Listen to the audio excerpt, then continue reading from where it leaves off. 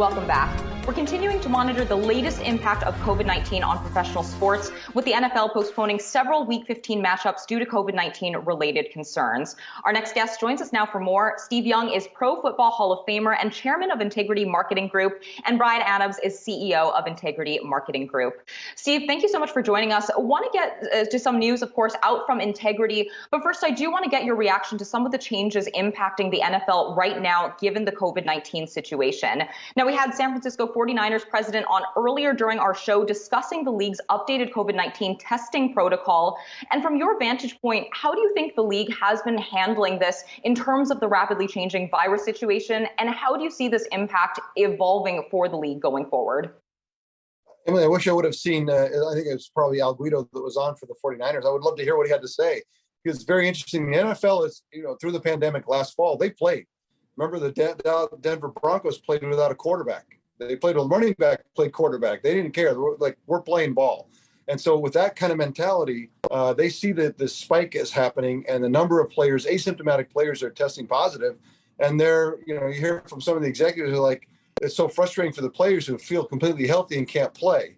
So this is their answer. And I think the pandemic is maturing, and it's left to a lot of people to kind of figure out the ways that work for their business. And the NFL is going to be the tip of the spear on that. They're going to try to figure out a way to make sure that asymptomatic players can play. And this is their solution. And, people can argue and curse and do whatever they want about it. But the fact is, the NFL has been amazing in getting people on the field and playing football throughout the pandemic. And they intend to not have the playoffs disrupted with, an asymptomatic player that, let's say it's Tom Brady or Aaron Rodgers or some, they're not going to go in the playoffs and try not to take that risk, even though we're in the middle of a pandemic. Bryan, it's not every day that we have a CEO take second seat, but when you got a Pro Football Hall of Famer, you got to ask, right? And I'm sure we're going to have some more questions for you about football, Steve, but let me get to the news with Integrity too. And let me throw this at Bryan. You just returned $125 million, is that correct? Dollars distributed to all of your employees. How were you able to do that? Aren't you a data mining company? I mean, you trade in data. Well, Integrity Marketing Group is an insurance distribution company and really an insurtech company. And I partnered with Steve in 2016. We've had an incredible partnership. And so I'm happy to take a second seat to Steve anytime, as he's our chairman. But really I came to Steve 2 years ago with this idea that we really wanted to give back to our employees and to really engage our employees at the highest level and make them all employee owners and create an employee-owned company. And at that time, we gave out shares to all of our employees. And then we retroactively paid out all of our employees 2 years ago, $50 million as part of the employee ownership plan.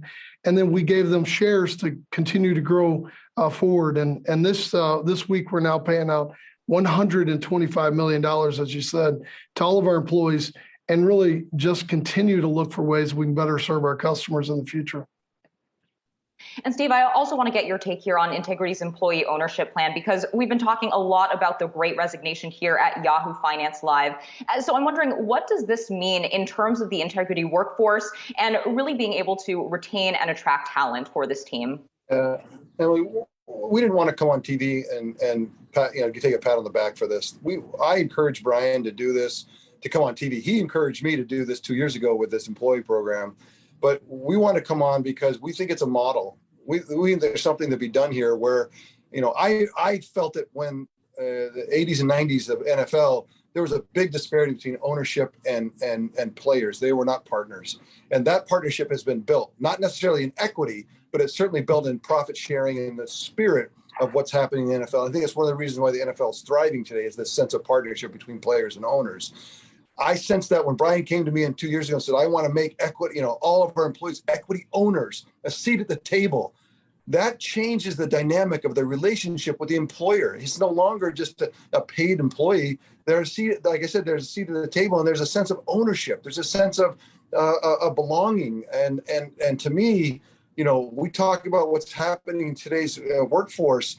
This is a solution, and one where we've seen the effects of it over the last couple of years, that they retain their ownership. They recognize, they feel that sense of equity growth, and then they look at the business different. And I just feel like for us at Integrity, and I think thankful for Bryan's leadership, I loved this story because it resonates in a way that you can't have in an enterprise, for-profit enterprise can really do. And so it's the best case scenario for, I don't want to get over my skis, but for capitalism, it's really the place to kind of look into for founders and entrepreneurs who love to say, look, I own 100% of my business. They have to be willing to say to themselves, look, I'm going to take 10, 15, 20% of my business, give it to my employees. And now I'm going to have other people and partners seated at the table. That's not an easy conversation to be had, but it's why we want to come on the TV today to talk to you guys. It's just to let people know that there's something out here that can model for the future for how to get equity into employees' hands. Hey, Bryan, can you just help us when we talk about integrity? What is insurtech? For those of us who are not in insurance or even tech minded, what does that mean? Yeah, so integrity really helps create a lot of the products and a lot of the technology around the life, health, and wealth products and the services out in the market. We have 420,000 insurance agents that we partner with throughout the country. And we also have a contact center with 3,500 people on the phone. And so our goal is to meet people wherever they want to be met to make their insurance buying decisions, whether it's life insurance, health insurance, or other wealth planning products, whether that's in person, on the phone, or online. And so we've created one-of-a-kind technology and support that really helps our agents and agencies be more effective in meeting customers wherever they are to make sure that we're getting them the right coverage at the right time. Steve, I want to go back again to the COVID-19 situation impacting the NFL, because we've been seeing fans really being impacted again by some of these NFL postponements here. So how do you think the league should be balancing this virus situation and the health concerns that have been really lingering for the past 2 years now, with, of course, being able to keep their commitment to their fans? It's a tough spot. I mean, the professional leagues are in a tough spot. They managed, I think the NFL did an amazing job to put games on last year.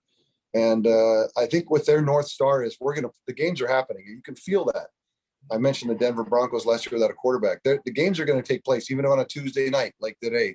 But if they have wholesale, COVID, like instead of 5 or 6 guys on a team, if it's 30 guys on a team, they're going to have to amend the schedule. But I think that they have the flexibility to do that as well. I think that the NFL is in a unique spot where they don't have to answer to really anybody. That's the most inelastic business in America, where the demand is constant and ever present. And no matter what happens, the demand will be there. And so in that inelasticity, the NFL has a tremendous amount of flexibility. They want to stay on schedule. They want to make sure that they put the games on. But if they are forced to, I'm sure they'll just amend the schedule and wait. And even if they have to do, I think they could even say, like the Super Bowl, everyone comes down with COVID. We're not going to not play it. We'll just have to delay it. And I think that's why the flexibility is in the system. They're showing that by moving the games around. And anyone who says, well, it's not fair. It's, we want a competitive balance. Competitive balance. It's not fair to other teams. Like, look, it's the pandemic. I think you got to get over it and just figure they're going to do their best they can. Real quick, I want to ask about Tom Brady. You were how old when you retired versus he's 45 now and still going 38. strong. Yeah. You were 38 and he's 45 and still going strong. Did you call it quits too soon?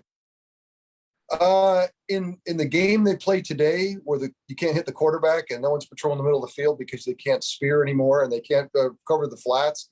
And I talked to Tom Brady a little while ago. He says, "Look, it's nirvana for quarterbacks. So yes, you can play for a long time today because they just can't hit you. You can be. It's a little bit of an imperial nature when you're back there now because you're not going to take that vicious hit."